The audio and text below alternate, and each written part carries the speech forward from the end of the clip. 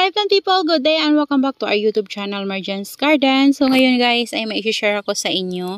So kahapon nagripat ako ng mga astro natin.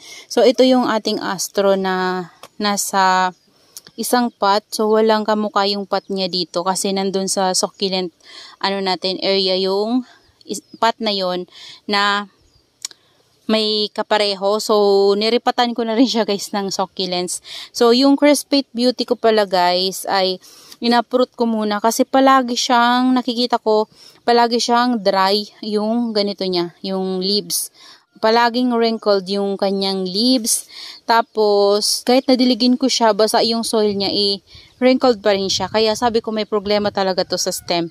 So, nung tiningnan ko siya guys, yung yung stem niya sa ilalim, na pala guys, nagbulok na. So, matanda na yung stem niya, nabulok na yung stem niya. Buti na lang guys, hindi siya nagtuloy-tuloy. So, ginawa ko, kinat ko na lang. Yan, tapos nilinisan ko siya sa ilalim, tinanggal ko yung mga old roots niya, and i-air dry ko muna siya dito. Yan, saka ko siya guys itatanim. Tapos, yung ganito, yung pot natin na nalalagyan nito, niripat ko dun yung Crispate Beauty natin na maliit. Yan. So, meron ako nabili kay Ma'am Chelsea Ambrose before kasi guys na 2 heads na Crispate Beauty. So, pinaghiwalay ko yun dati. So, lumalaki na sila. So, ginawa ko, niripat ko na lang sila sa clay pot na yung tinanggalan ko dito guys. Yan, para mas mapalaki ko sila. Mas maganda silang itanim sa maliit lang talaga na pot guys muna habang maliit pa sila. Para kapag lumalaki na sila, doon natin sila ililipat sa medyo malaking pot. So, yun. Kaya ito, niripat ko dito guys. Yan. Ito yung natataniman natin ng mga maliliit na Meryo galing kay Sir Chinyansi. So, kung mapapansin nyo guys, yung Meryo natin dyan na 4 na piraso, wala na din. Kasi tinanggal ko sila guys at sineparate pot ko sila. Yan. Tapos, i-share ko lang sa inyo guys. Dito, yung mga buto-buto guys na, 'di ba galing sa natin, dito. Yan. 'Di ba na-pollinate ko yan at napabunga ko. So, ito na siya. Buhay na guys. Ayan o. Palagi ko yan guys, binabasa-basa kasi nga, para mabilis lumaki yung mga baby niya. Ayan, para tumubo. So, meron pa tayo dito. Wala pa yung dito kasi kakalagay ko lang dyan last day. So, binabasa-basa ko din sila guys. So, buti na lang itong mga Astrophytum natin dito ay okay naman. Hindi naman sila napapano. So, parang mas gusto nga nila yung basa oh. Ayan o, parang lumalaki sila. Tapos ito unang mulaklak na naipollinate ko. So, namunga siya. Ayan. So, yung dito, sabi ko sa inyo, diba, ipopollinate ko to, tsaka ito. So, ginawa kong mother plant ay ito na lang, guys. Kasi, ito yung, natin, astro na 5 ribs. So, gusto ko siyang maparami.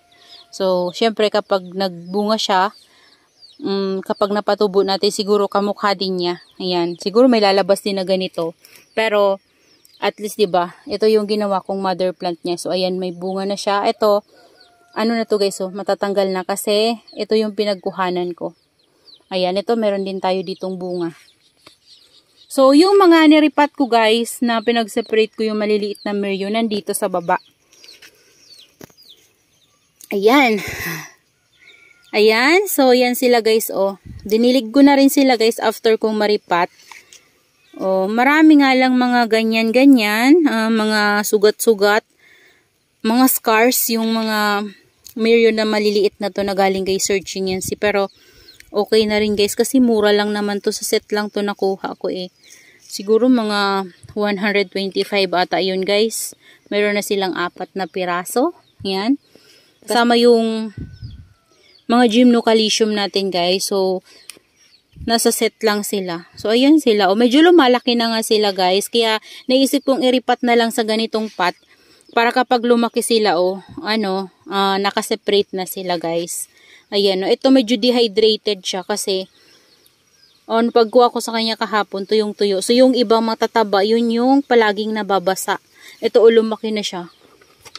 Ayan, so, yan sila guys. Dito ko muna sila nilagay. Dito naman guys ay nainitan sila. So, hanapan ko rin to guys ng area na pwede kong mapatungan para sa kanila guys. Kasi napapansin ko yung area natin dito na nilalagyan. Yan, yung mga ganyan guys, so yung mga ganyan ko dyan, ay meron ako nakikita mga kinainan. Siguro may snail. Naghahanap ako ng snail pero wala akong mahanap guys. Hindi ko mahanap ang snail na kumakain sa kanila. Yan, snail or uod. Yan, hindi ko alam kung ano dun sa dalawa. Kasi may snail talaga dito guys. Nagkaroon na dito ng snail. So, hinahanap ko talaga kung ano yung kumakain pero hindi ko talaga mahanap. Kaya naman, ito, hindi ko to dito patatagalin sa baba kasi baka mamaya ingatan din guys, kawawa naman. Yan, sayang kapag nginat-ngat sila. So, pinapalaki ko nga siya. Kasi ito, ang ganda nito guys. So, may mga bukol-bukol yan, oh. Yan. So, ang ganda niya. So, gusto ko yan palakihin. Papalakihin ko sila sa pot na yan. Tapos, kapag lumaki na sila dyan, pwede ko na silang ilipat sa mas malaking pot para mas mapalaki ko pa, diba? So, dyan ko muna nilagay yung mga natin, super bomb. Kasi ayan guys, so nabubugbog talaga yan sila doon banda sa pinaglagyan ko. So, dinilig ko na rin kasi sobrang tuyo niya. So, dyan ko muna siya pinatong ko sa yung nilalagyan ko ng water. So, ayan guys, yung update sa ating mga Astrophytum na nandito. Tapos, yung mga dito natin, okay naman sila guys. Wala akong problema sa ating mga ganyan. So, ayan na sila guys. Nainitan sila ngayon. Ayan. So, palagi ko tong dinidiligan. So, ang pagdilig ko po sa kanila ngayon na sobrang init na ay 3 beses sa isang linggo. Minsan nga 4 pa. Kasi, ini-spray ko lang sila guys. Yan. Hindi ako nagbubuhos kasi nasisira talaga yung mga topping. So, ginagawa ko, ini-spray ko lang sila para hindi nasisira yung mga toppings natin. Kasi nahahalukay guys kapag binubuhusan. So, kaya naman ang pagdilig ko sa kanila kung 3 times a week, 4 times a week. Ayan, so, yan yung dilig ko sa kanila. Pati dun sa ating mga guys, mga Mirio, ganun yung dilig ko. Pinagsasama-sama ko sila. Kapag nagdilig ako dito, pati sa Mirio, ganun din yung ginagawa ko. So, yun lang guys, ang update sa ating mga Astrophytum and Gymnocalcium. Ayan, lumalaki na po talaga sila at ang gaganda po ng kulay nila. So, that's all for today's video guys and I hope you enjoy watching and see you on my next vlog. Happy gardening everyone. Bye-bye!